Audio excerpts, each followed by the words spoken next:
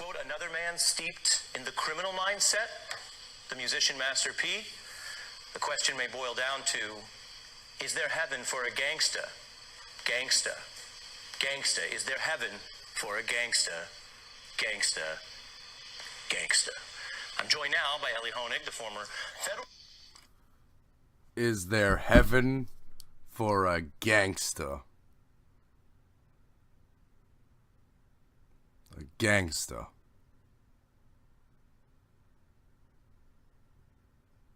A gangster.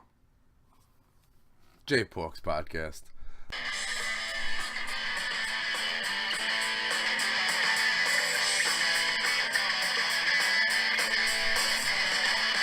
Robots and aliens stealing jobs and bringing drugs that'll rape your mom. Beware the city's dazzling lights where dykes are waiting to steal your wife. I stoked the fire in your paranoid core. I stoked the fire in your paranoid core. I feed on your fear.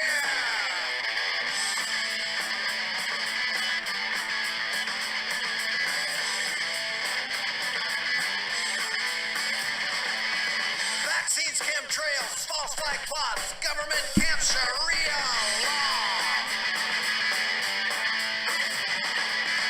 Invest in gold, squirrel away food, stockpile guns, hoard your fuel.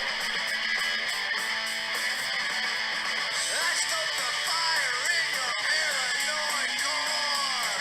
I stoked the fire in your paranoid core. I feed on your fear.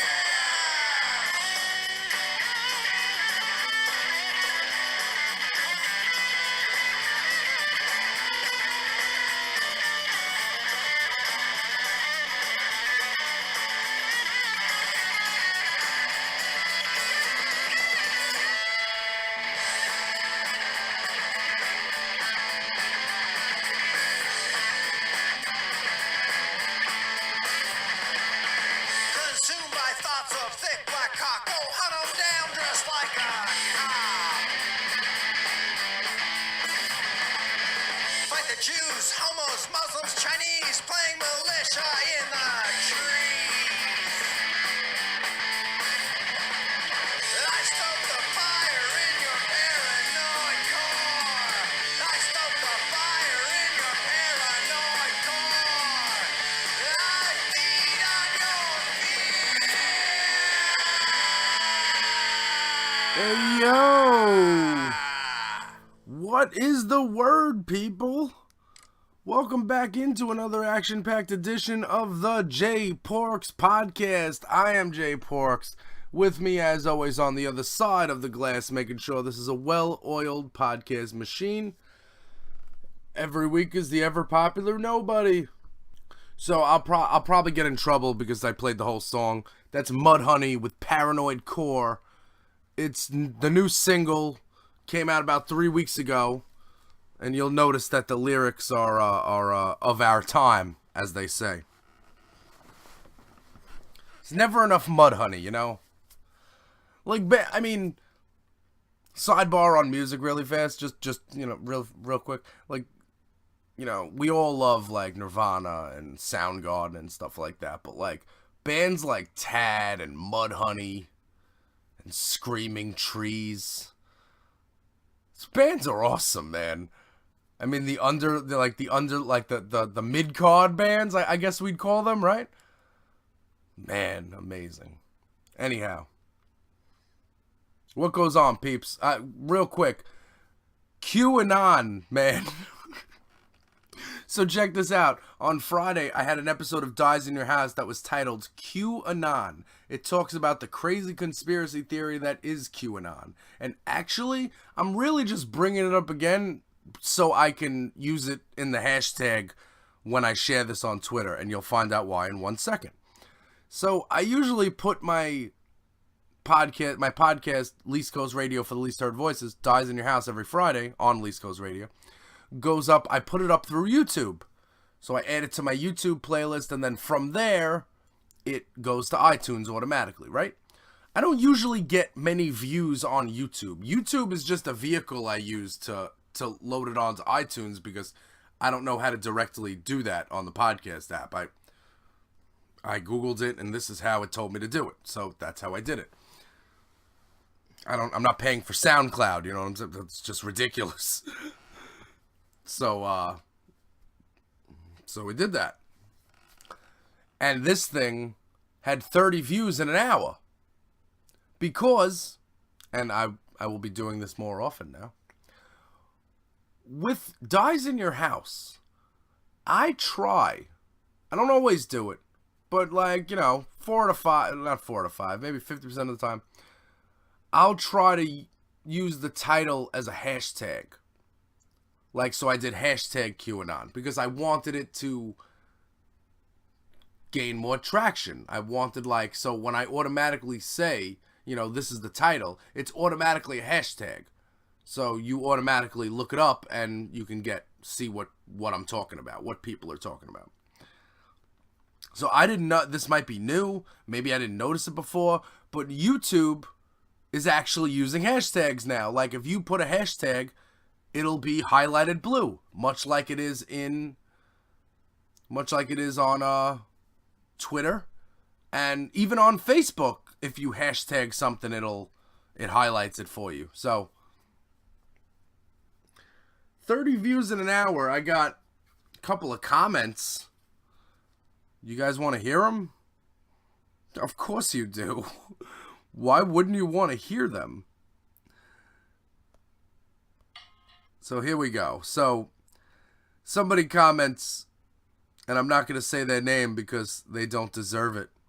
J Blue Pill Porks. Blue pill eaters dispense blue pill lies. So if anyone knows anything about QAnon, QAnon is basically, don't worry about the Mueller investigation. Everything's okay. This is Trump and Mueller flushing out the deep state. So if you think that's completely crazy, that's because it is, and you have a brain. But obviously, the deep dark corners of the internet have made it IRL, and they are coming to get me. So I commented back to the guy. I was like, thanks for listening. Thanks for listening, bud. I appreciate it. So he says, Jay, thanks for telling lies so easily exposed by just a little bit of independent research, as do the rest of your radicalized propaganda feasting comrades. It's as if the left is for simpleton sheeple that lazily let others do their thinking for them.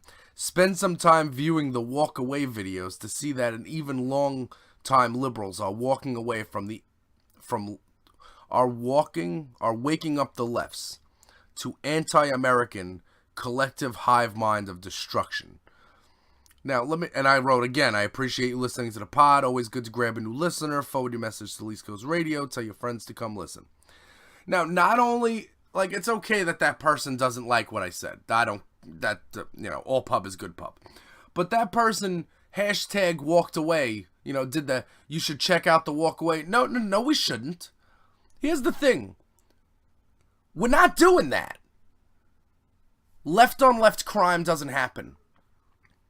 The left is all the left. Like if you're a Democrat for universal health care and you're a Democrat for Medicare for all, you're not two people that are against one another in diametric opposites. You know what I'm saying? We're close there. So this whole, like, Republicans, they see what's coming. So the right-wing trolls are out all over the internet trying to divide Democrats. You know what they're doing?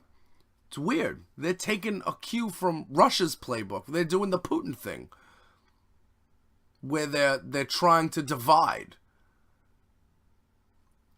Like, if walk away was a real thing, I would talk about it. It's not a real thing. It's something strummed up by right-wing troll bots on Twitter to try to sow divisions in the Democratic Party. I saw a meme on Facebook, and it was like, liberals or something. This is what the liberals' wet dream. and it's Bernie Sanders driving a van, and the van, it looks like one of those like pedophile vans, but on it has spray painted on it, free weed, free healthcare, free kittens, free money. And I was like, is any of this bad? Who doesn't want free kittens, weed, and money and healthcare? I want all the kittens, you know what I'm saying? Actually, as we speak, I don't want to talk too loud. If you guys wanna a look into my life, all right. It's 4:30 in the morning when I'm recording this. I'm recording this 4:30 in the morning. My cat is in my closet. He's taking a nap because he's the best. And he likes to listen to the podcast, whether he'll admit it or not. So, Mr. Charles, this one's for you. So, that thing had 58 views in 2 days. I never get that. Again, YouTube is not the place where I get the views. In fact, I don't think any place is the place I get the views. But, like, so that, because I wrote QAnon as a hashtag, that got traction. So I just spent about 5 or 6 minutes talking about QAnon so I can use it as a hashtag. Hey QAnon guys, are you listening? Anybody who clicked on this and is going to comment on YouTube about it, do me a favor. Forward those comments to @LeastCoastRadio on Twitter. Because I'm trying to get that page popping. Okay. Paul Manafort. That's right. Week 1 is done. Now by the time you get this, it will be Monday, so we will have started week 2 of the Manafort trial. But let's go over some simple things about the Manafort trial. The Paul Manafort trial it's a paper case. It's tax crimes. It's defrauding banks. It's not like hearsay. These are things that are on paper, and he lied to the banks, and now he's gonna go to jail. It's that simple. It's that simple. Paul Manafort has another trial in a couple of weeks, the conspiracy against the United States. That's a different trial. But him and Rick Gates is a cooperating witness in this. Rick Gates is Paul Manafort's deputy.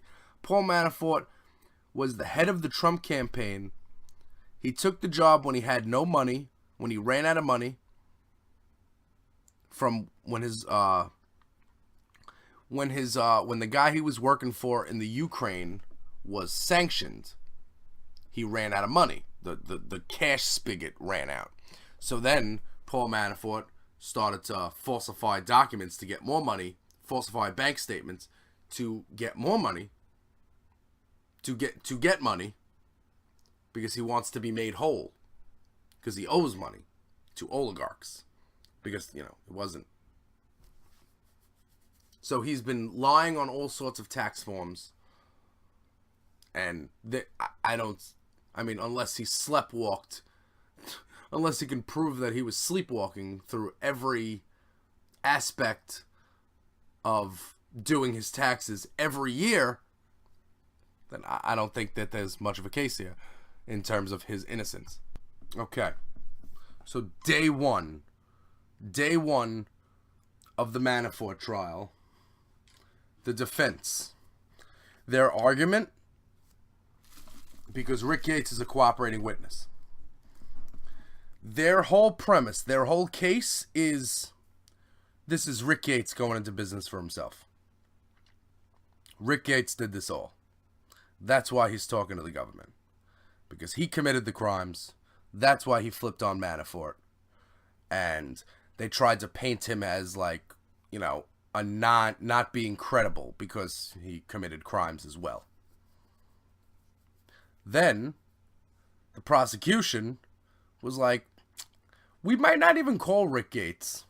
We might not need to, because again, this is a paper case. It's all on paper. Nothing is circumstantial. So, like, we might not even need to call Rick Gates. And the judge is like, yo, you gotta call him. I mean, are you calling him or you not? First witness for the prosecution, Tad Devine. You may know that name. You know where you know that name? That is the chief strategist for the Bernie Sanders for President 2016 campaign.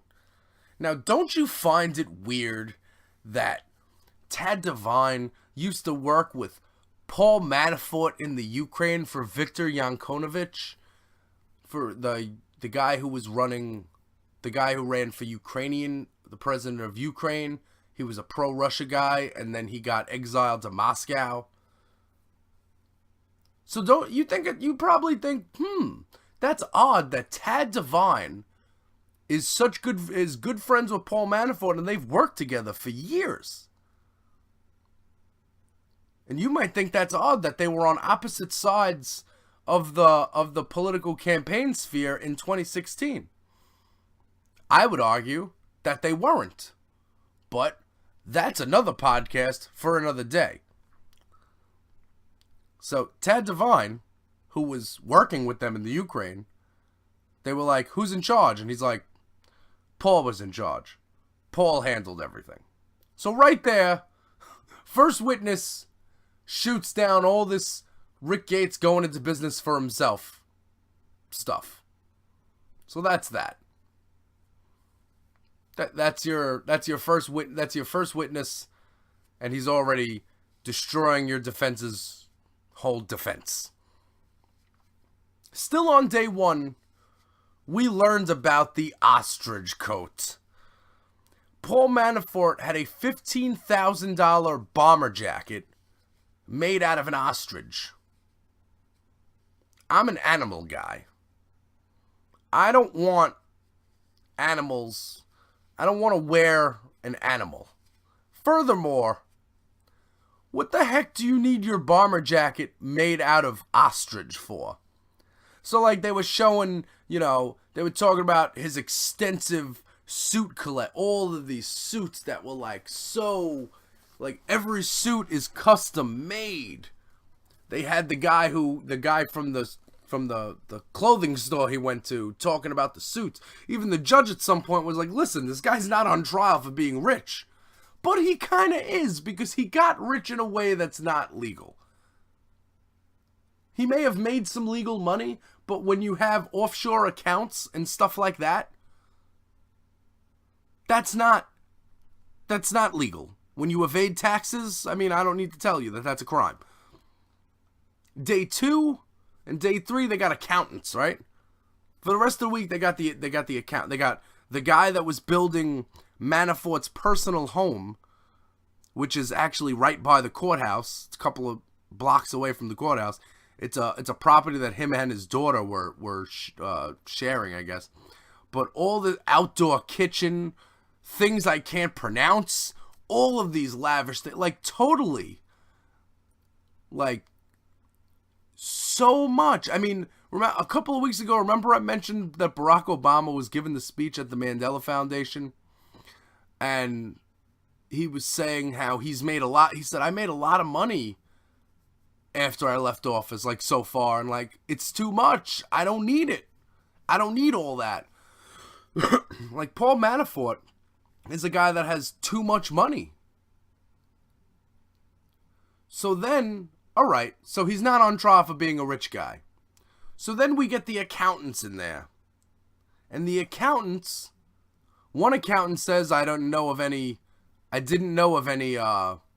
offshore accounts.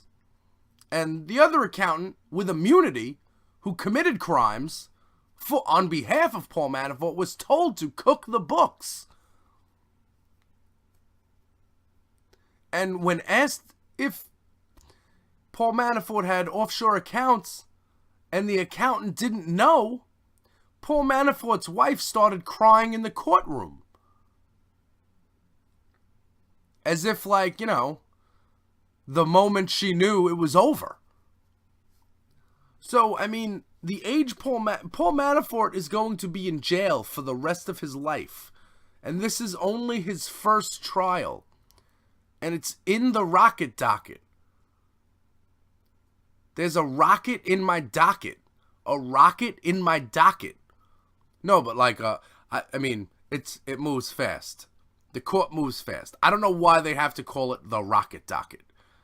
It sounds silly. It sounds like there's a rocket in my pocket. You know what I'm saying? Look it up if you don't know what I'm talking about. So this week in the Manafort trial, we're going to have, more stuff. And I'm sure the defense will come up with some, some line of action that doesn't work. Because, when someone lies on their tax forms and defrauds banks and evades taxes with offshore accounts, you don't usually get away with that. So, that's just that. So after Paul Manafort is... And people are asking, like, why isn't Manafort flipping? Well, first of all, honestly, why? I mean, there may not have been an offer offered to him.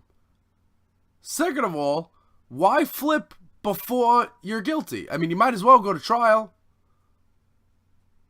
And 3, honestly, and a lot of people are saying this, not a lot of, half the analysts on TV are saying this. They believe that, and Sam Nunberg actually said this too. Paul Manafort is probably more scared of the Russians than he is of jail. He doesn't want to get Sergei Skripaled. He doesn't want that to happen. And I could say Sergei Skripaled because he lived. Like, Paul Manafort did lobbying work in the Ukraine for oligarchs. Like, he knows what can be done.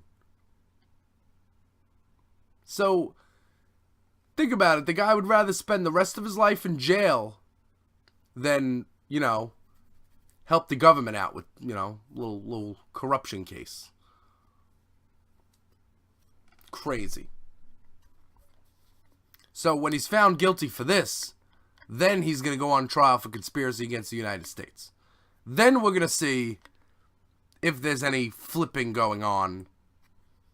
We'll see if Roger Stone gets indicted by then. Indictment Palooza is on the way. It's going to happen. Because the crazier the tweets get, the more rapid they get, the more Morning Joe gets tweeted at, the more you know that the walls are closing in on this fucker. And you know that we're this much closer to taking that country back. We're only a couple of months away from November, and you guys know what to do. I don't need to tell you, we gotta vote like it's our last election, because it could be our last election. Gotta vote for people who are gonna be put in power, who are going to provide a check, because checks and balances is one of the foundations of this country. And so be on the lookout for the Manafort trial this week. It's actually, very interesting. Ken Delaney and Julia Ainsley are covering it for MSNBC, and they are awesome. So check them out. Before we get into a commercial and the thread count, where we're talking Maria Butina, we're talking Saudi Arabian money, we're talking Qatari money, we're talking Kushner. That's all happening in the thread count. But before I get into that, the press is not the enemy of the people. See? That was easy. So easy to just say that. Instead, Sarah Huckabee Sanders didn't say that.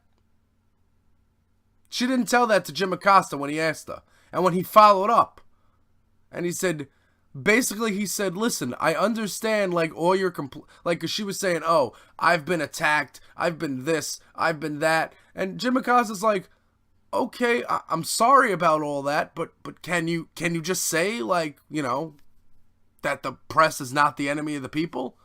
Well, the president's stance on this. The press being the enemy of the people is a line of fascism. That is how this happens. And I don't even watch CNN. Like, if they did this to Casey Hunt or something, I'd be flipping my shit right now. But Jim Acosta is a journalist. Journalism is important. They're the fourth estate. Journalism are the people that let the American public know what's going on.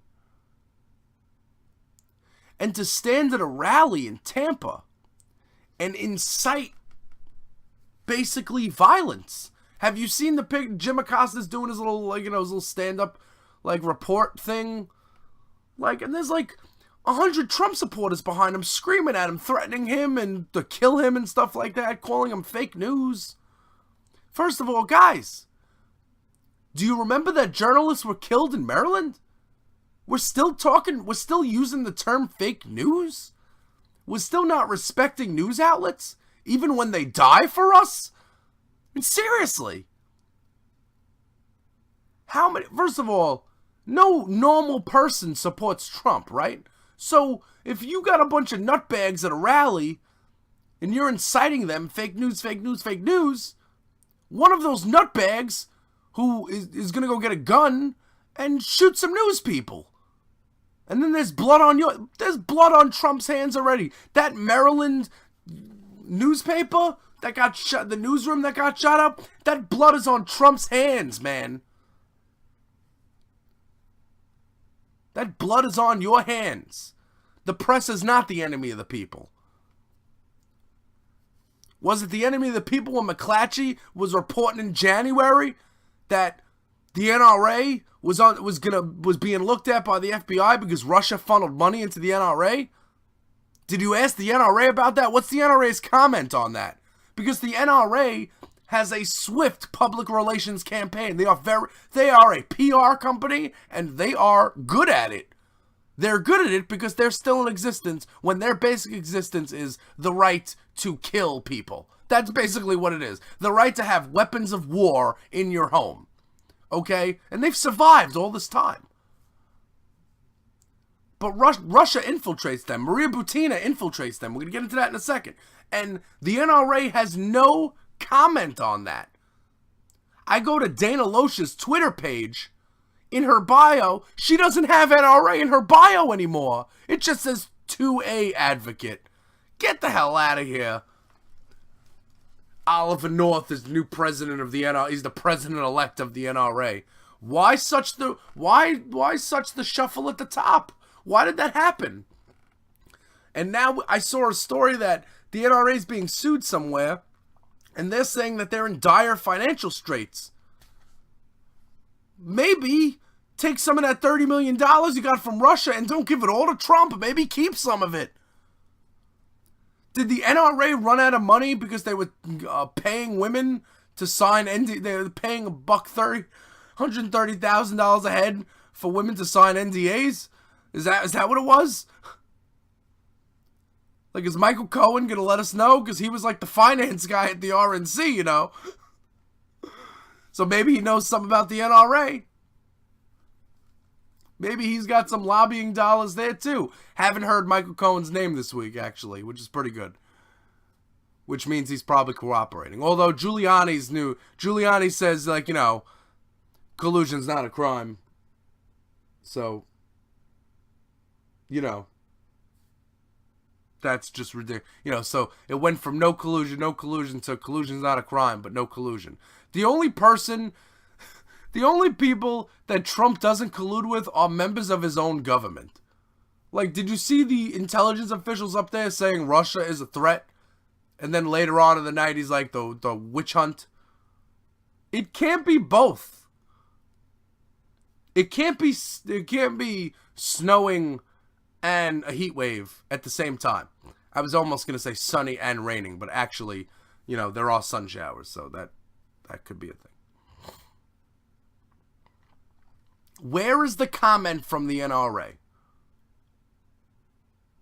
I want Dana Loesch to have one of those videos out where she, blames Rachel Maddow for this. Where are they?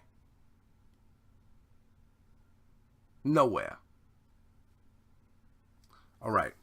Let's get a quick commercial, and we're going to come back after this. Hey, yo. J-Porks here, recording my own commercials, and just want to let you know you can keep it locked to Least Coast Radio on iTunes for all the latest J Pork's podcast endeavors. And if you keep it locked to AndyDare.com, you will get every Monday the long form edition of the J Pork's podcast. And Least Coast Radio on iTunes is where you're going to get a brand new episode every Friday of Dies in Your House. That's Least Coast Radio for the least heard voices. Now, back to your regularly scheduled programming. And before we get into the thread count, I just got one. There's something that happened this week that just, you think it's not that big of a deal, but it's actually a way bigger deal in terms of the scope of America right now and conservatives and how that works.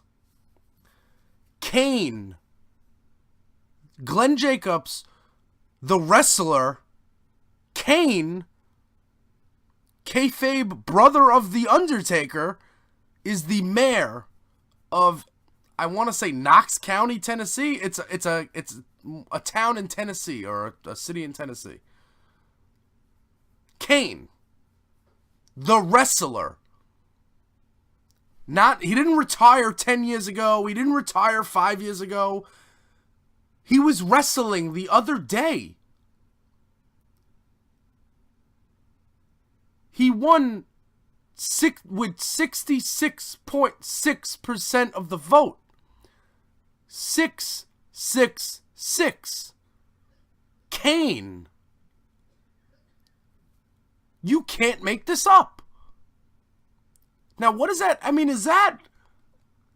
Now, I know it's just a mayor position, but people in this... And don't say Jesse the Body Ventura, because Jesse the Body Ventura is actually a pretty smart guy, and he, sued Vince McMahon back in the 80s and actually won, and nobody beats Vince in court.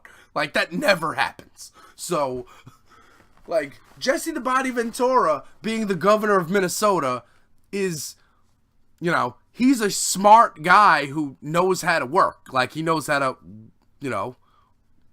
cut a promo and stuff like that. First of all, Kane, whose character is from the depths of hell, and him winning 66.666 of the vote. I mean, come on. This can't be real. What are the people in that town thinking? I get it listen, I watch wrestling, I watch it. I know that makes me stupid, but you know what? I mean, people watch stupid shows. It's a television show. I watch it. Watched it when I was a kid, but I don't get it. I can understand. I would have gone to his rally. I would have been like, yo, listen, you're cool. I liked it when, that time you got lit on fire and stuff like that. But I mean, in terms of we're actually voting for the wrestler. Who's next? I mean, is John Cena gonna run for president? You know what? A lot of people right now are saying, don't threaten us with a good time. Yeah, that probably wouldn't be bad. I mean, anybody at this point. I mean, listen, a hamster. You know what I'm saying? But, I mean, Kane can't use this to run for council and then, you know what I'm saying? He can't be a congressman. Kane. Good God Almighty, it's gotta be Kane. Kane. Okay? I can't. So that shows where we are in this country. There are people that would support Kane over, a politician. Oh, man. You know tax code? I know choke slams. None of that is gonna work. Can't just go into Congress. You can't just be the mayor and walk around the street choke slamming people. Giving people tombstone pile drivers. You can't do that. That's not how any of this works. Well, I guess it does in Tennessee. So the only good things to come out of Tennessee are whiskey and Bonnaroo, right? Those are the only two things. All right. Let's talk about Patreon. Then we're going to get to the thread count featuring Maria Butina, Qatar, and Saudi money and emoluments. Coming right back after this. Hey, yo. J-Porks here. Back to recording my own commercials. And here's the deal. You may have heard me complaining on today's podcast or a previous podcast about suffering through a summer of unemployment. Well, we have a fix for that, and it is called Patreon. That's right. East Coast Radio now has a Patreon page, and all you need to do is go to patreon.com/jporks, and there are 3 tiers that you can subscribe to, 3 tiers you can join to become a member of East Coast Radio, of the East Coast Radio community, of Porks Nation. You'll even have a chance to pick the name and all that stuff. And we are not offering just thank yous and shout outs. We got bonus content. There is even a tier where you are able to talk to me on the phone every week. And we will go over what is happening in our country. And you could personally talk to me, Jay Pork. Personal interactions. There's a tier where there's a group. You can join a group, and you could affect where the podcast goes that week. I need a community. I need help. Not necessarily money, but I need people to be helping me out. So therefore, that's why I created a East Coast Radio Patreon. Not to be confused with a GoFundMe or a Kickstarter. This is not me with my handout. I have bonus content. Bonus content to offer you. I have tons of it. I have tons of time, and I want to give it to you. All you need to do is join us on Patreon. Become a Patreon. Patreon.com/jporks. Look for the East Coast Radio Patreon page. You'll see me. You'll see me with a microphone and dies in your house next to the name. You'll see that. So just go hit us on Patreon. You will get a thank you. I will know that, and you will have a lot to do with what goes down on the J Porks podcast and everything concerned with East Coast Radio. It's going to be a big year for us. 2018. Let's get it done. What it do? What it is? What it be? It's another strand of the thread count with me, J Porks. Full disclosure, there is the second part of the thread count was recorded before the first part of the thread count. So when I get into the next portion, it's gonna sound like I'm introducing thread count. It's long weekends here at J Porks at East Coast Radio headquarters here, and we're just trying to piece it all together. And it's a lot, and I understand that it's a lot, but just if we stand together, and if we can all just, try to take in all this information, as carefully as possible, and read it all, and eventually we'll take our country back.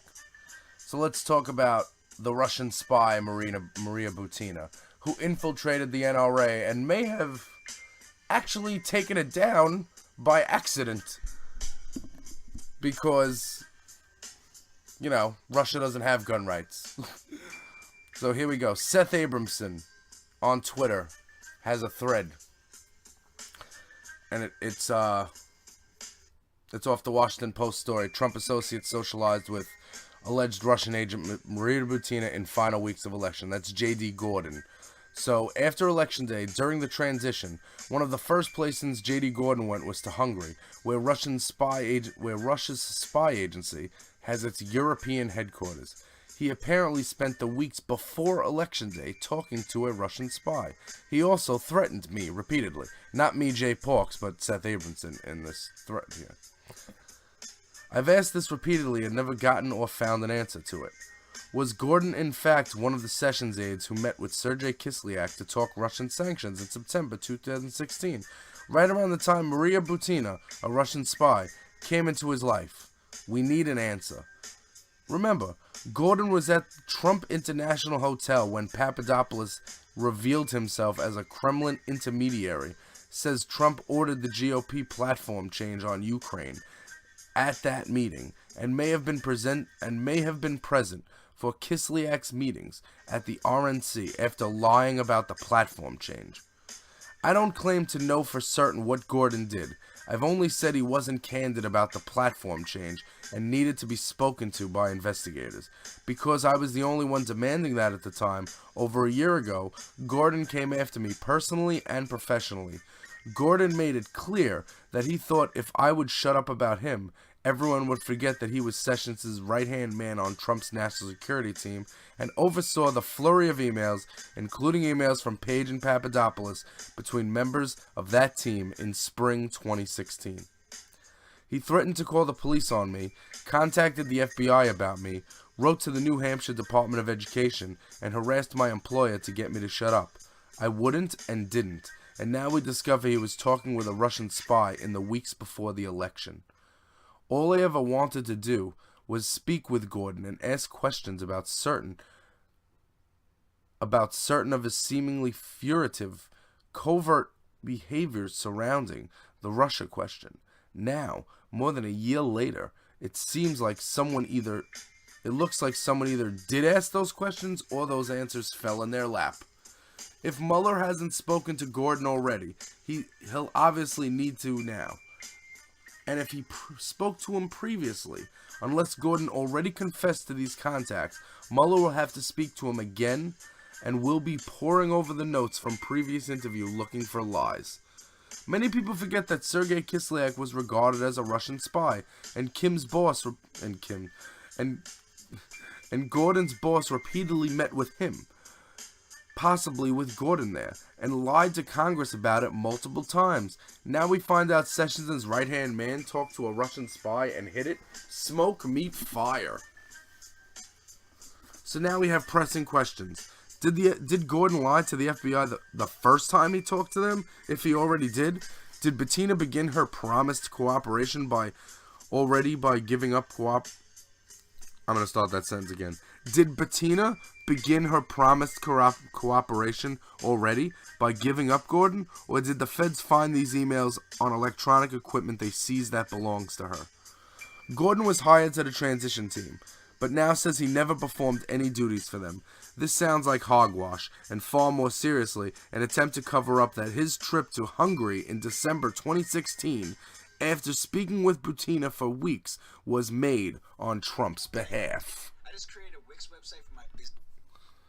Was made on Trump's behalf. Remember, Papadopoulos discussed with the Russians meeting in neutral countries in Europe and indeed so in Italy, as I continue to believe Michael Cohen did as well. Gordon meeting an FSB representative in Hungary on Trump's behalf in December 2016 would fit this pattern. Trump has a habit of firing or letting go his associates as a front of sorts, continuing to use them as agents and advisors. It looks like very much that this is what he did with Gordon. Based on what we know right now, Hungary, like Italy, is an EU nation opposed to Russian sanctions. Fascinating.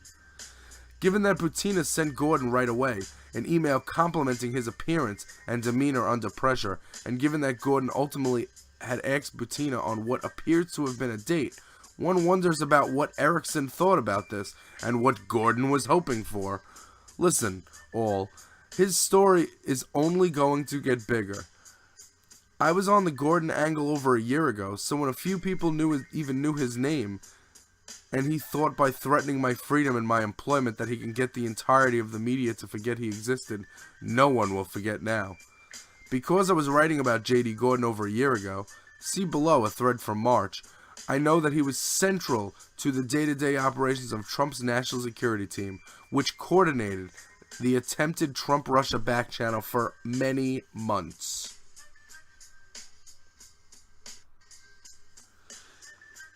And here's a thread from late 2017 in which I itemized some of Gordon's lies using only public reporting and revealed for the first time Gordon's threats against me, newsworthy as they suggest his consciousness of guilt, but no one ever asked me about them.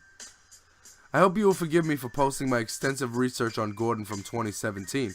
It's just that I wish more had listened to me at the time, as we might have discovered this earlier. Plus, his threats against me were, I know as an investigator and a lawyer, themselves suspicious. And for the sake of media, and I guess anyone in law enforcement, I'm here posting another 2017 thread I wrote about J.D. Gordon, which included research into why I was certain he would end up being a key Trump-Russia witness, as now he most assuredly is. And here's the 2017 thread. Yes, there has been this has been going on for 15 months behind the scenes that put J.D. Gordon on my trail and led to his threats against my livelihood and my freedom, all of which I ignored. It was this thread he was scared of. And all of this links back if you go to Seth Abramson's Twitter. I'm asking the media, for the sake of what I and others care about, had to go through, staving off Gordon behind the scenes, with this now clear intent being to stay out of the public view, to please not be satisfied with the Washington Post report. There is more to find here. I'm far from perfect, but as a former investigator and criminal attorney, I did immediately feel Gordon was one of the key witnesses in this investigation. And when he began threatening me because I was the only one mentioning his name, I knew he had done something wrong. Gordon also appears in my May 2017 thread on key Trump-Russia figures, present at Trump's Mayflower speech. I was the first to post video and stills from the event identifying both Trump aides like Gordon in the audience and VIPs like Bud McFarlane. Gordon was also featured prominently in my April 2017 thread on which Trump associates had told lies about Russian contacts. I thought at the time the media would start taking a hard look at J.D. Gordon, but it didn't happen until today, 16 months later. Some of you will recall that a month ago, I did a lengthy thread outlining the major EU countries the Trump campaign appears to have used for clandestine meetings with Russians. Hungary, where J.D. Gordon went right after the election, made the list. The upshot here is that J.D. Gordon is as ubiquitous, yeah, I got it right, in the theory of the Trump-Russia case that says Trump aided and abetted Russian crimes by illegally negotiating U.S. sanctions policy after he knew Russia was waging a cyber war on America, as Papadopoulos or Page ever were. Much credit goes to Natasha Bertrand, who, while working for Business Insider, was the first to bring to the forefront that Gordon had told different stories about the RNC sanctions negotiations with Russian spy Kislyak to CNN and to Business Insider. That was a breakthrough. It was that story by Natasha Bertrand that led directly to my discovery of a previously undisclosed in the media, March 31st, 2016, Trump International Hotel meeting, at which Papadopoulos revealed himself to Trump as a Kremlin intermediary. In that now famous photo, J.D. Gordon sits right at Jeff Sessions' side. As well he should. It was Gordon, not Sessions, who ran day-to-day operations inside the National Security Advisory Committee Trump used to seek a clandestine back channel between himself and the Kremlin. Don't get it twisted. Maria Butina wasn't targeting a guppy when she came on to Gordon strong and quick. She was reeling in a significant fish. And if Bob Mueller wants to reel in two bigger ones, Sessions and Trump, he may well need J.D. Gordon to sign a cooperation deal. End. So just let's discuss that. What do we got? What is that? That is a 30 tweet thread. And it is also a thread about threads. So let's get it. Seth Abramson was talking J.D. Gordon 15 months ago. Over a year ago, he was talking. He was mentioning J.D. Gordon. J.D. Gordon starts coming after him. This guy, as a lawyer and a criminal investigator, as well as whatever else he does for a living, feels that he sees that this is not, something's not right here, for me to be getting come after this much. So the Maria Butina story is huge in the sense where, again, let's look at it all here. There's a Robert Mueller probe. There's a special counsel investigation into Russia, into Russian meddling in our election, Russian hacking emails, and tossing the election to Trump. That's something that happened. Now we're investigating who were the key people playing roles in that operation, in those active measures, if you will. Now this Maria Butina infiltrated she was in NRA circles, GOP circles, because she represents, again, a gun rights advocacy group in Russia. Now, if you're saying to yourself, Jay, how can an authoritarian country have a gun rights group? They don't. It's a Kremlin front to infiltrate the NRA. Duh. That's what it is.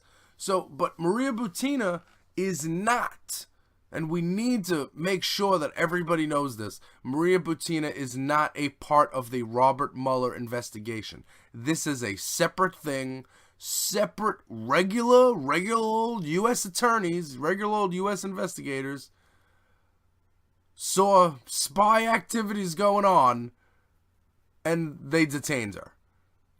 And she, has had a couple of court dates, and they're not letting her leave because she is, of course, a flight risk. So this has nothing to do with Robert Mueller right now. We'll see if it does, but it has nothing to do with Robert Mueller right now. So she was, in one of these stories, actually, no, not in one of these stories, I heard, a reporter saying, I'm not sure who it was. I don't want to misquote anybody, so I'm not gonna attempt to guess who it was and then get it wrong. But I heard one of the beat reporters on MSNBC, and they were saying, listen, the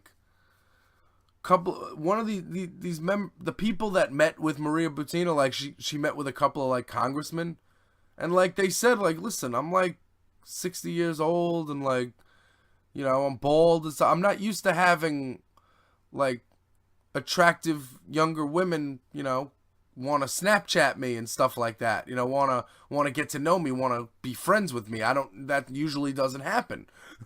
So, of course I thought it was a little weird, but at the same time, not going to chase it away. And I see it. So it was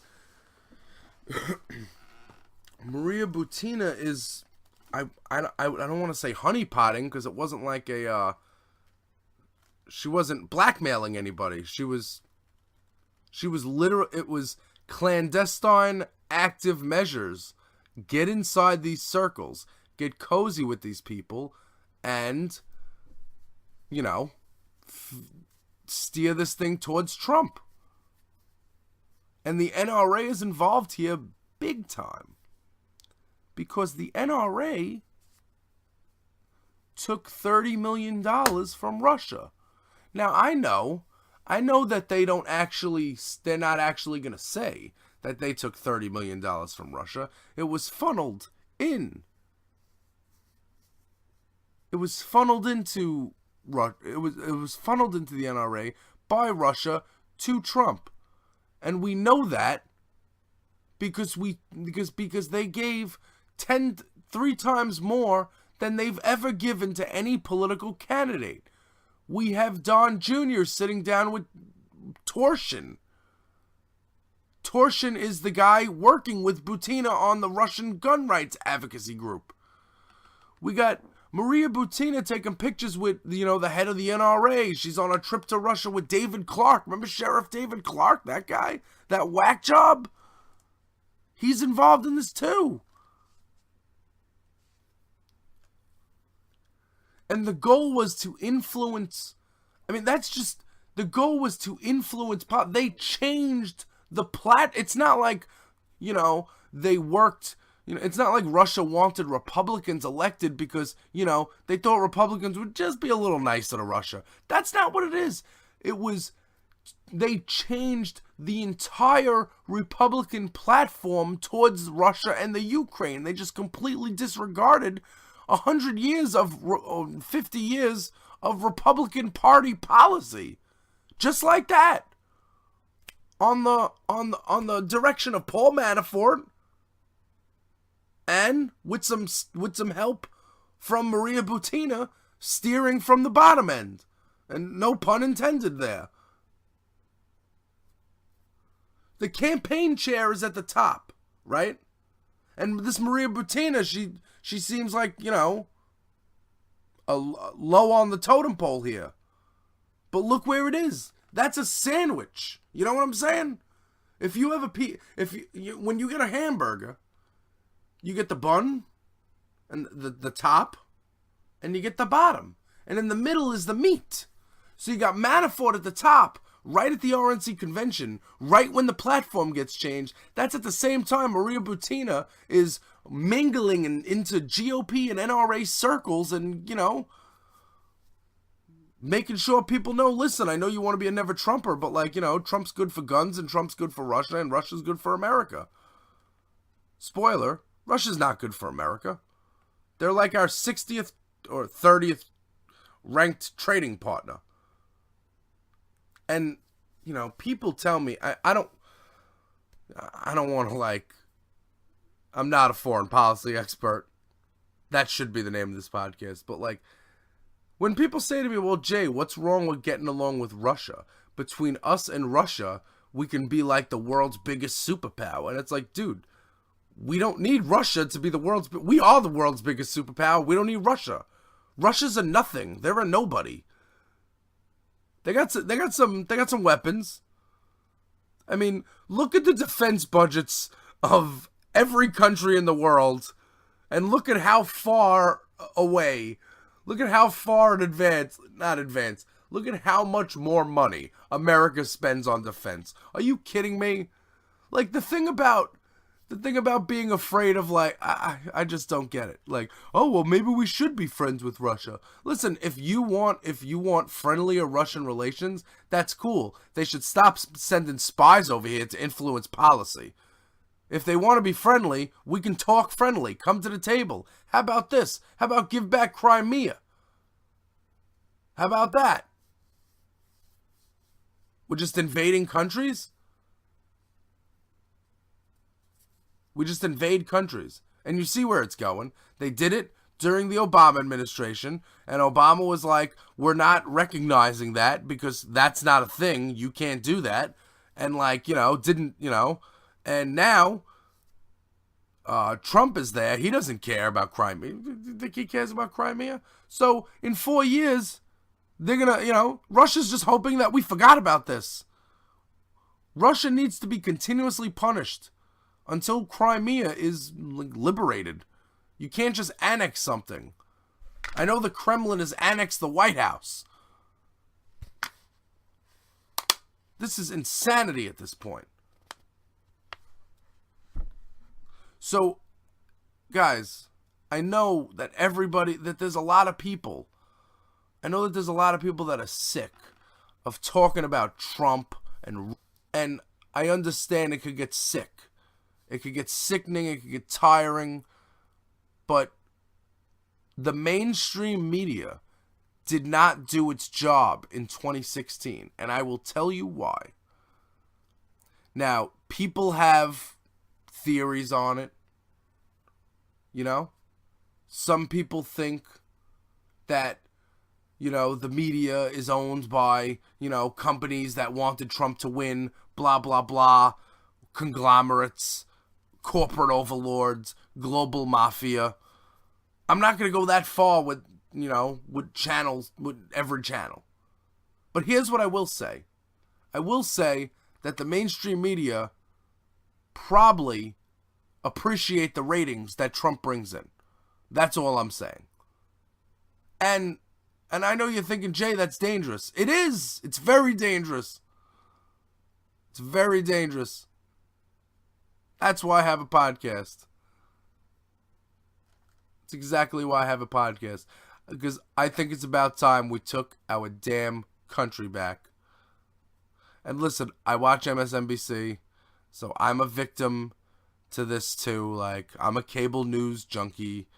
I'm one of those guys, and you'll tell me, "Oh, Jay, you're brainwashed by the liberals." I don't need to be brainwashed by the liberals. I am a liberal. Not afraid to admit it. I'll fly my liberal flag everywhere. I'm sorry. My bad. It's just crazy. So whenever you see a Maria Butina story, you need to pay attention to it. Because Maria Butina could be the straw that breaks the camel's back. Or she could just be... Or she's somebody that Vladimir Putin doesn't care about enough to defend and will Sergei Skripal her. I can say Sergei Skripal her because Skripal lived. But it's bad. So, that's Russia. I mean, that's, as we've been talking about, Russia trying to influence policy. But, there are other countries. It's not just Russia trying to influence policy. There are other countries that are trying, and probably successfully, influencing U.S. policy illegally through this rising fascist regime.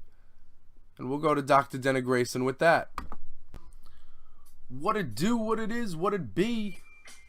It's another action-packed edition of the Thread Count with me, Jay Porks, here on the Jay Porks Podcast.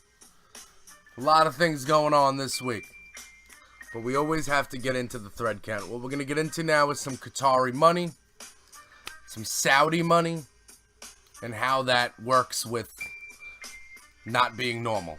Let's check it out. So, first, Dr. Dennis Grayson has a nice little thread on here. There's a Wall Street Journal article that the Kushner family is close to closing a deal to unload 666 Fifth Avenue. And so let's go with the thread. Dennis Grayson. Kushco is on the verge of closing a sweetheart deal for 666 Fifth Avenue with Brookfield Asset Management.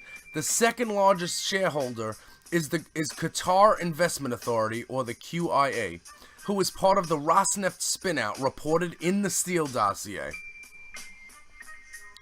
This is the same QIA whose head, along with Qatar's foreign minister, met with Michael Cohen and Mike Flynn on December 12, 2016, as revealed by Michael Avenatti. Hashtag corruption, hashtag treason. Kushner allegedly used U.S. foreign policy, example, the Saudi-UAE blockade of Qatar, as leverage to, quote, encourage Qatar to bail Kushco out of 666 Fifth Avenue. Kushner's father previously denied meeting with the Qataris, who now are bailing him out. Earlier this year, the Washington Post reported that signaled intelligence revealed that 4 countries, the UAE, China, Israel, and Mexico, discussed how to use Kush's failing Kushco as a way to gain leverage over him to influence official U.S. policy. Brookfield Asset Management is providing flimsy coverage for Kushco's true investors. Kushner's alleged use of U.S. foreign policy as leverage to get such a sweetheart deal in the hopelessly underwater 666 Fifth Avenue represents blatant corruption. Jared and his father, a convicted felon, are desperate to get rid of 666 Fifth Avenue. And because Jared, the boy wonder, massively overpaid for the building, which cannot generate sufficient revenue to pay the loans each month, you better believe that Team Mueller is doing a thorough financial colonoscopy of Kushco, Jared, and his felon father, not only 666 Fifth Avenue. Kush and the rest of Team Trader are toast. Hashtag Mueller is coming. So we got that. So again, we've been talking about it for months already.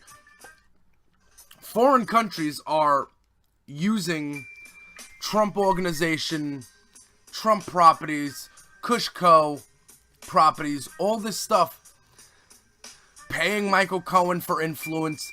These are all things that are not, it's not even that they're unethical. They're not legal.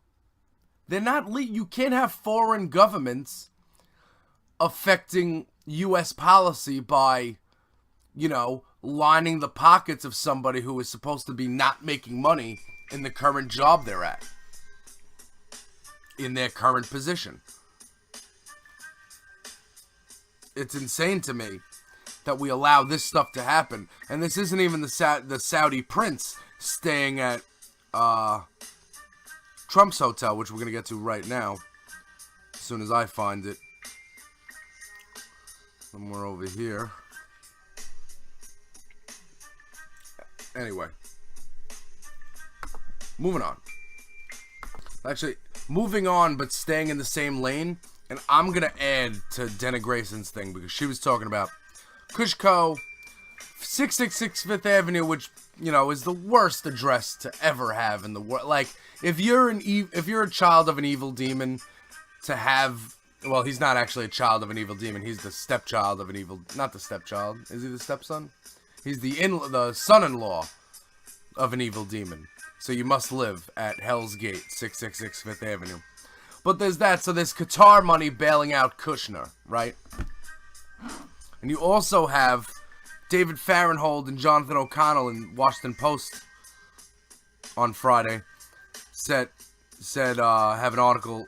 Trump's hotel in New York revenue went up this spring thanks to a visit from big spending Saudis. The general manager of the Trump International Hotel in Manhattan had a rare bit of good news to report to investors this spring. After 2 years of decline, revenue from room rentals went up 13% in the first 3 months of 2018. What caused the uptick in Trump's flagship hotel in New York? One major factor, quote, a last-minute visit to New York by the Crown Prince of Saudi Arabia, wrote General Manager Prince A. Sanders in a May 15th letter, which was obtained by the Washington Post. Neither the Crown Prince Mohammed bin Salman nor members of the royal family stayed at Trump's hotel, Sanders said. He said the Trump hotel did not have big enough suites to accommodate them, but due to our close industry relationships, he wrote, we were able to accommodate many of the accompanying travelers. As previously reported, the previously unreported letter describing a 5-day stay in March that was enough to boost the hotel's revenue for an entire quarter shows how little is known about the business that Trump's company does with foreign officials. Such transactions has fueled criticism that Trump is reaping revenue from foreign governments even as he controls U.S. foreign policy towards those countries. Trump's company has disclosed few details about the business it does with foreign customers, saying it already reveals more than is required. Neither the Trump organization nor the Saudi embassy answered questions about whether the Saudi government paid for anyone's stay at the hotel. Sanders did not respond to requests for comment. For now, just a handful of foreign governmental clients at Trump properties have been publicly identified through media reports and statements from foreign officials. But a broader list could eventually come out. Last week, a federal judge in Maryland gave the go-ahead to a lawsuit that by accepting government business at his properties, Trump is violating the Constitution's Emoluments Clause, dusty 18th century measures meant to prevent presidents from putting their private bank accounts ahead of public interest. If it stands, the ruling could force the company to provide new details about its relationship with foreign governments, states, and even federal agencies. Quote, this is how the framers protected against corruption, said Maryland Attorney General Brian Frosch, who filed a landmark suit along with D.C. Attorney General Carl A. Racine. They said the Constitution's authors wanted answers to emoluments question to be public. They wanted to make sure the president wouldn't put the country above himself. On Friday, after this story was published, New York Attorney General Barbara Underwood announced that she was already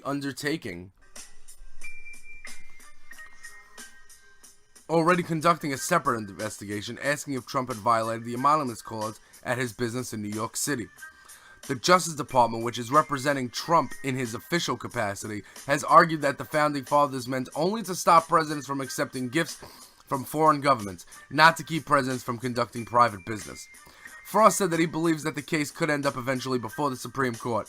So far, neither the Justice Department nor Trump's private attorney has said that if they will appeal the decision. The White House, of course, did not respond for comment. Trump said he's given up day-to-day control over his business, but he still owns them and can withdraw money from them. From the start of Trump's regime, his company has said it sees nothing wrong with continuing to do business with foreign states. The renting of a hotel room from one of Trump's businesses is not correlated with Trump's performance of the duties of the office of the president. Bobby Birchfeld, a Republican attorney whom the Trump organization hired as an outside ethics advisor, wrote in a recent article in the Texas Review of Law and Politics. Under pressure, the Trump org last year agreed to donate profits from foreign government clients to the U.S. Treasury. This year, it announced the amount for the donation for 2017, $154,470. But it declined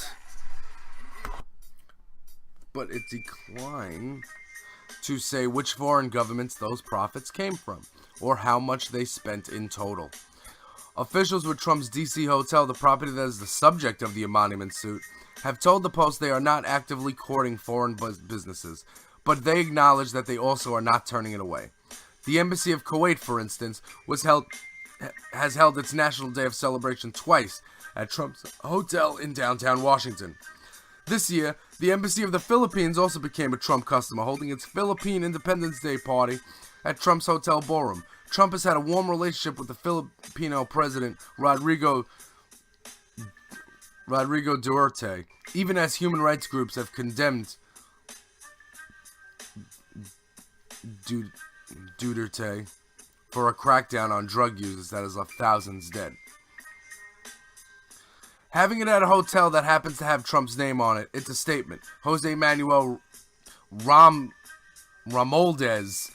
a Filipino ambassador to the United States, told Filipino TV station ABS-CBN during the event.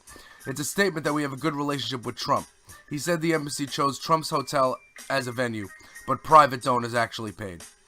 Also last year, Malaysian Prime Minister Najib Razak was spotted at Trump's D.C. hotel along with a sizable entourage during an official trip to Washington. He was later ousted in an election.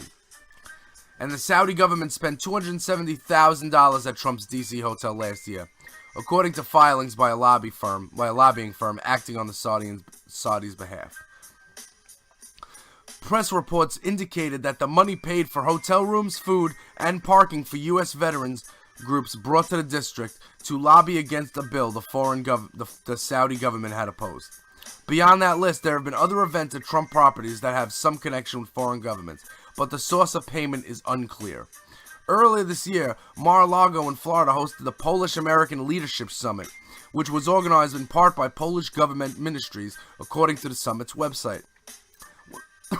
When the Post inquired about whether the Polish government had paid to rent the room, an embassy spokeswoman referred the question to the organizers of the event, who declined to comment.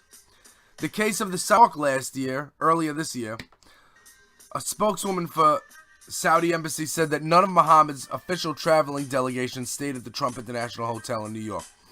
But she said the Saudi embassy did not know if the Saudi government had paid for anyone else's stay at the hotel during the Crown Prince's visit. The Crown Prince visited New York from March 26th to 30th as part of a longer multi-city American tour. Press reports indicates many of his official delegations stayed at the Plaza Hotel, a New York landmark that Trump once owned but sold in 1995. Although Trump's hotel in Washington has prospered during his presidency, some other properties, farther from his seat in power, have struggled. In New York, for instance, Trump's hotel in Soho lost business, and last year its owners cut ties with the Trump organization. Trump's International Hotel in Manhattan, the one remaining Trump-branded hotel in New York, saw room revenue drop from 2015 to 2017, according to figures obtained by the Post. So the Saudi visit was a welcomed boost. The D.C. and Maryland attorneys general hope to use their emoluments lawsuit as kind of a legal pry bar, cracking open the Trump organization's secrecy about its customers. Last week, federal judge sided with them in a long-running debate about what the founding fathers really meant when they banned presidents from taking emoluments from foreign states.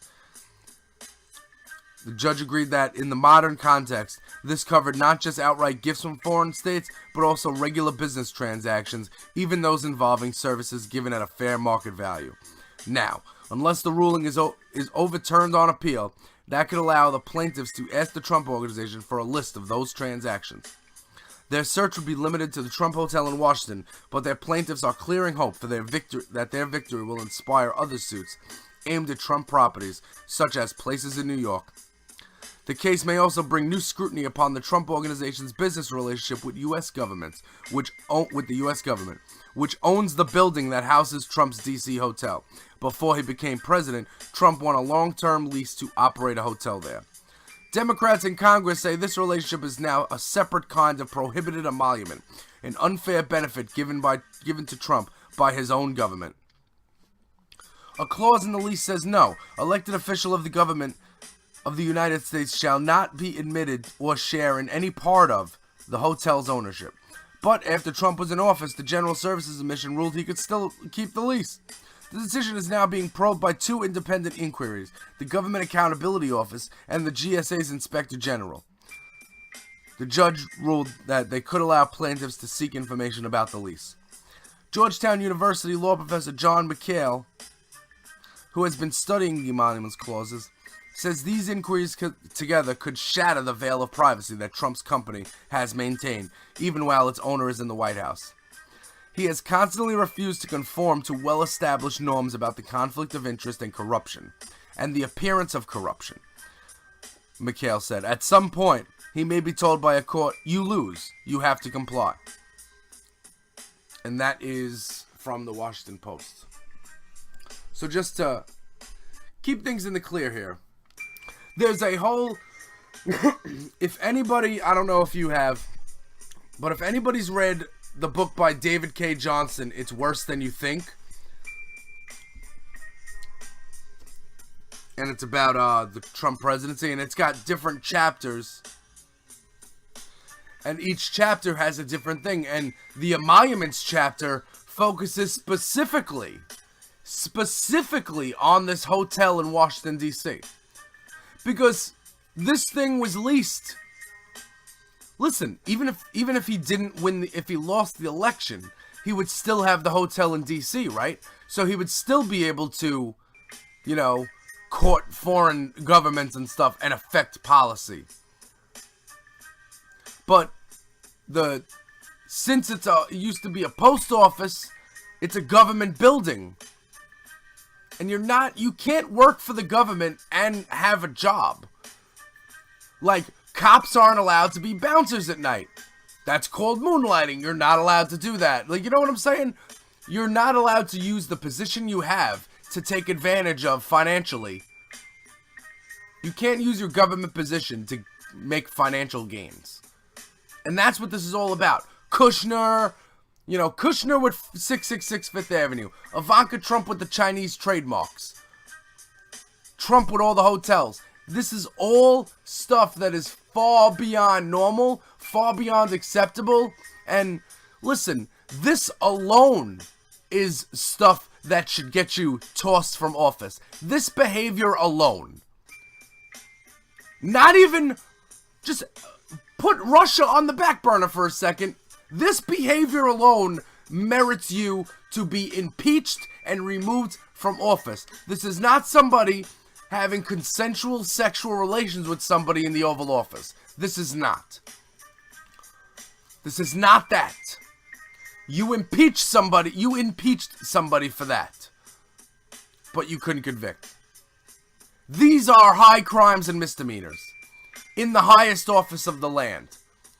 And that's why I'm always talking about rising corruption. Corruption, it's a key word, man. Corruption is key. Because it's all corrupt all the time. Now, how many topics have I hit so far? And now I'm getting to Trump businesses.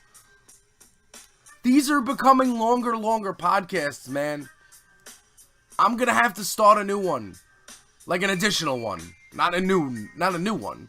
but an additional one. Because this is insane. There's so much. Ostrich coats. Jared Kushner's father.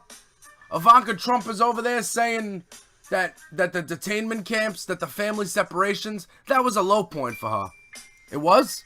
Well, let me tell you something. Was would be a term that's used to describe something that happened and is no longer happening, which is not the case. That's happening. Also, when we saw that soundbite, it said Ivanka Trump, senior advisor, White House senior advisor.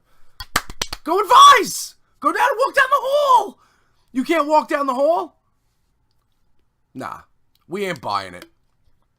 I ain't buying it.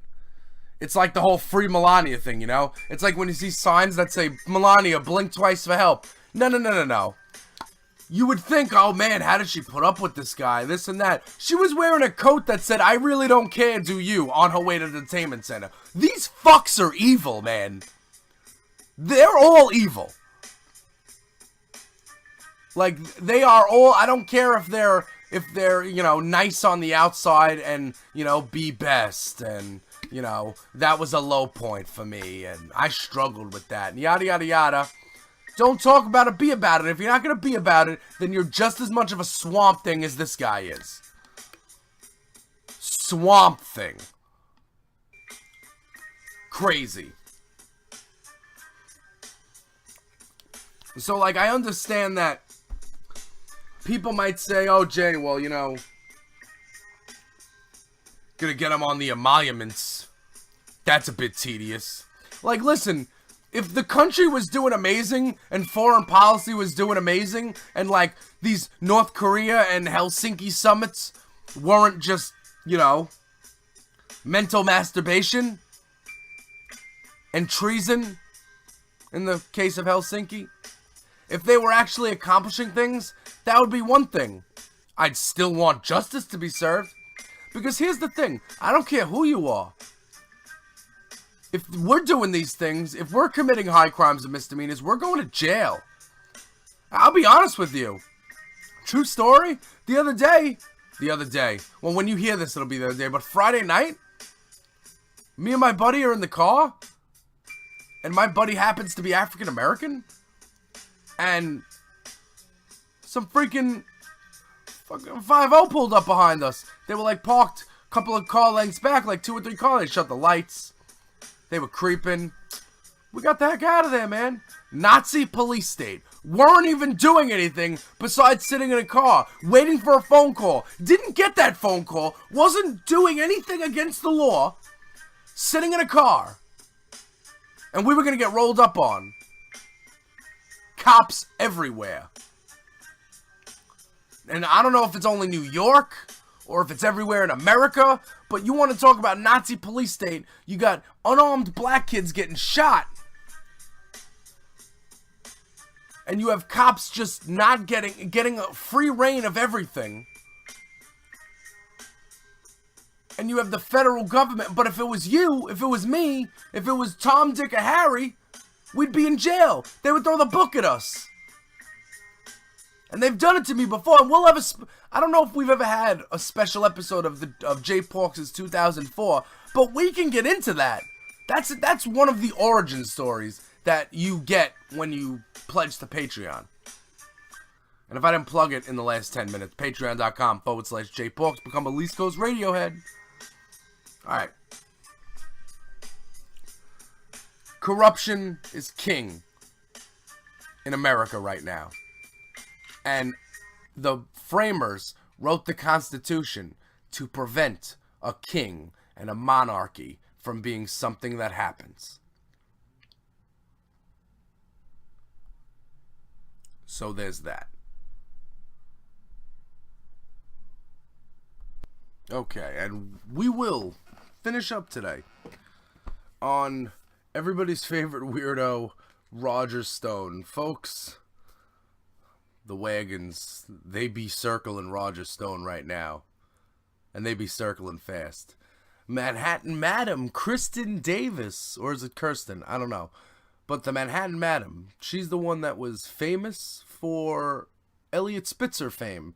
Remember Elliot Spitzer was calling high-end escorts and, you know, being all not, you know, not a family man and stuff like that. Well, so Spitzer was out. She's the Manhattan Madam. She, like, ran that, I don't know if she ran the escort service, but I mean, Madam kind of sound. From what I've learned from Entourage, the Madam is the one that runs the escort service. But anyhow, so she spoke to Mueller's team. Mueller subpoenaed her, and she had to come in and talk. Mueller doesn't want to talk to Roger Stone. Apparently doesn't need to talk to Roger Stone. During 2016, Roger Stone was communicating with that Guccifer 2.0, who is the Russian hacker. It's not just one Russian hacker, it is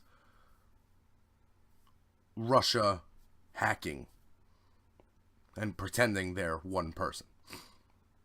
So Roger Stone was in direct contact with this person who is a WikiLeaks person,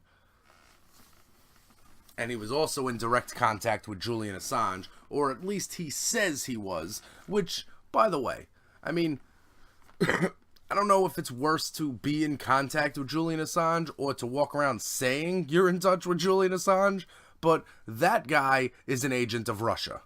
And we will party in the streets when that guy is extradited to the United States, and we can charge him with crimes and throw him in prison for the rest of his life. I get it. See, here's the thing about WikiLeaks. WikiLeaks hides behind the notion of, air quotes, full transparency.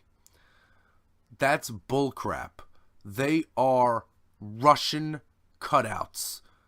WikiLeaks is a Russian-funded it is a Russian active measure to disrupt and discord American politics, along with, you know, other democracies. WikiLeaks is not interested in like the improvement of American values. That's not something they are. They can hide behind the guise of journalism all they want. That's not what they are.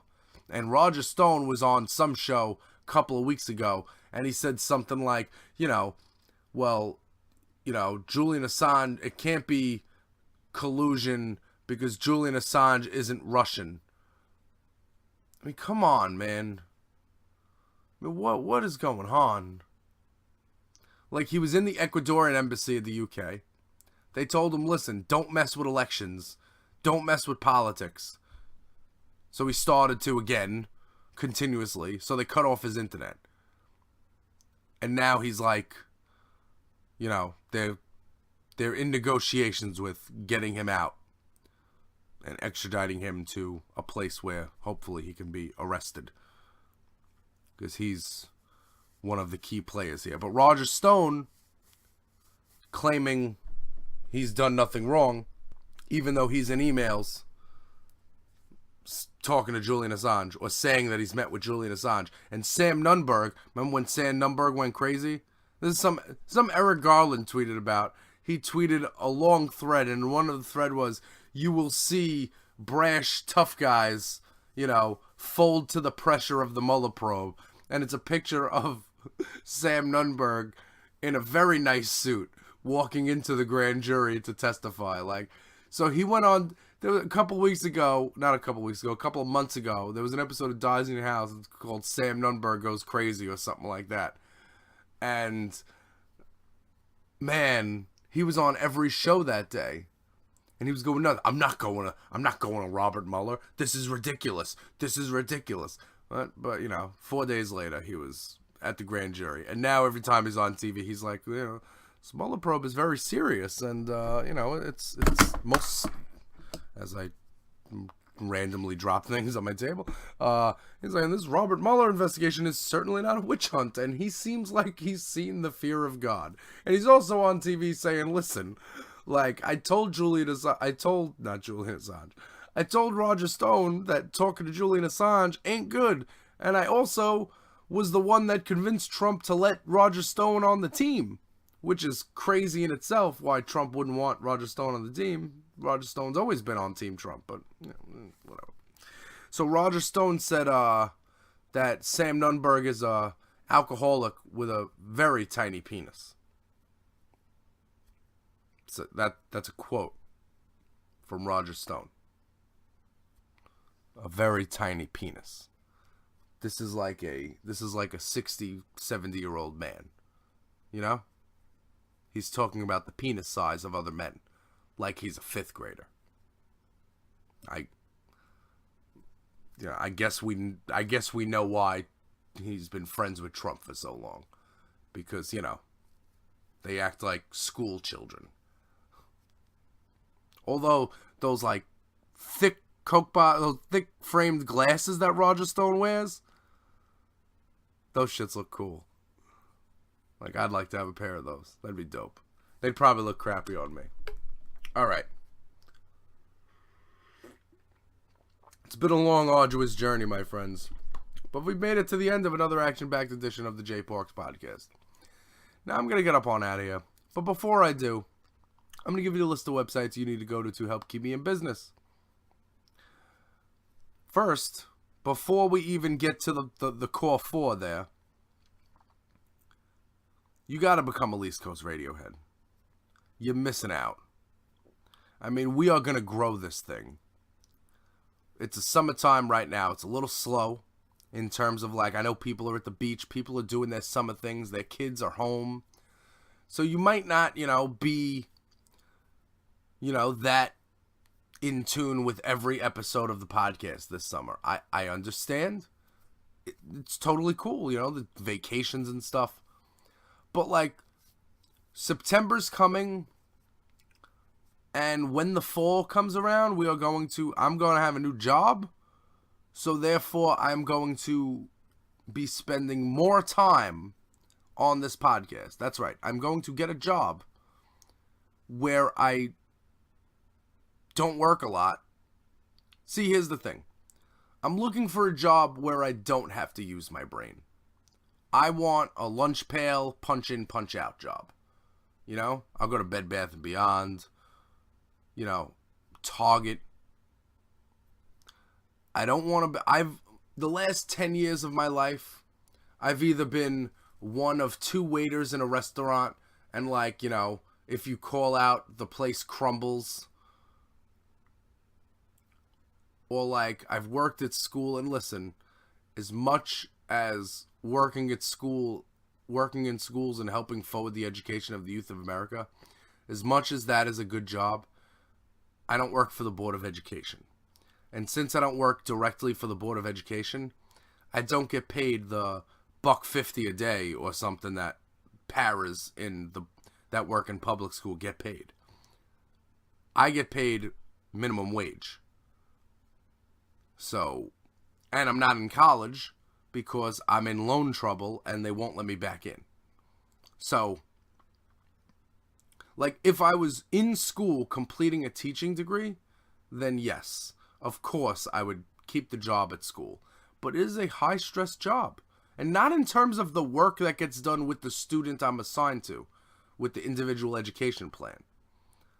But in terms of, like, the entirety of the school, like, if a kid dies, then we all gotta, I don't want that. I don't want to be in the building for that.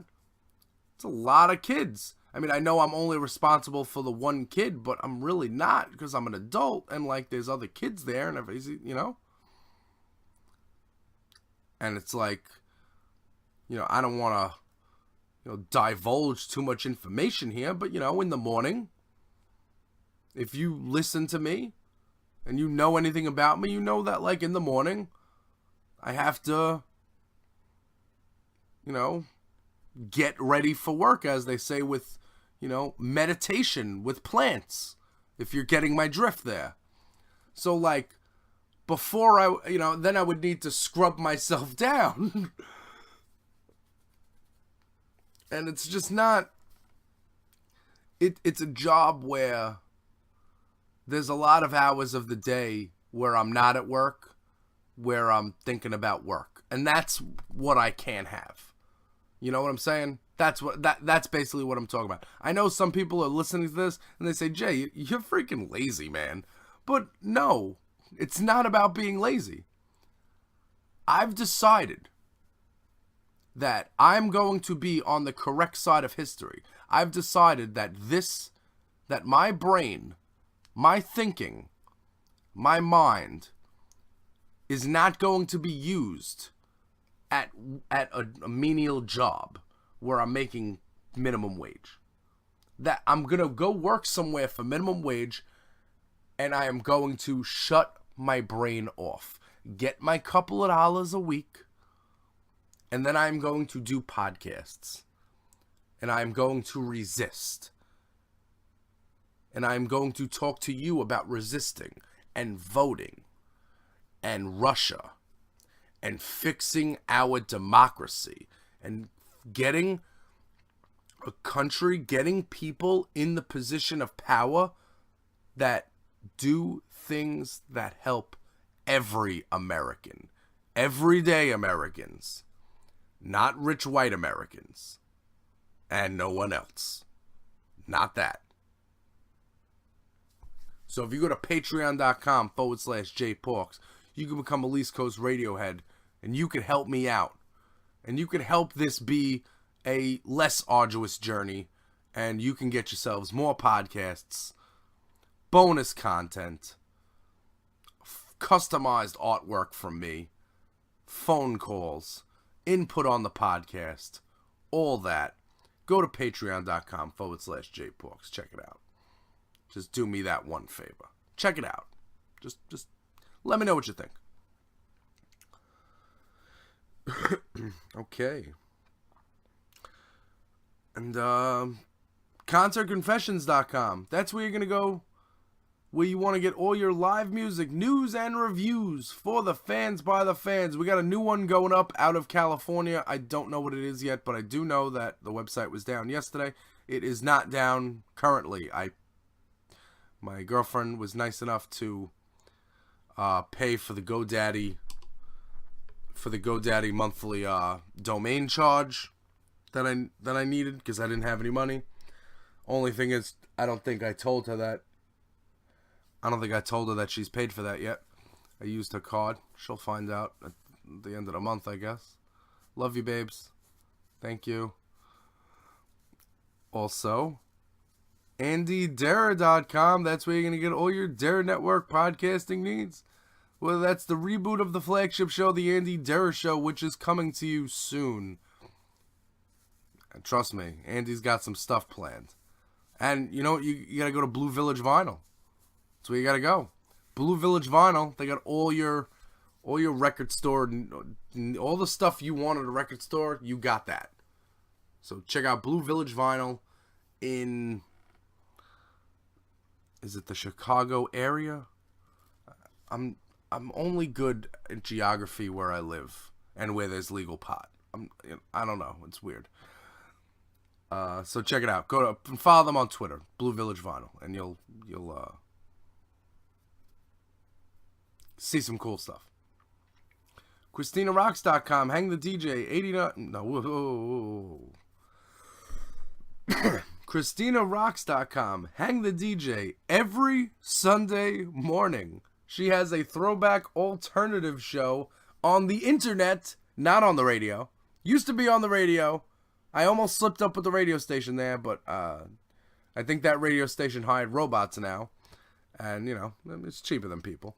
So, what's Christina doing? She's chugging along. She's got her own thing, and it's every Sunday morning.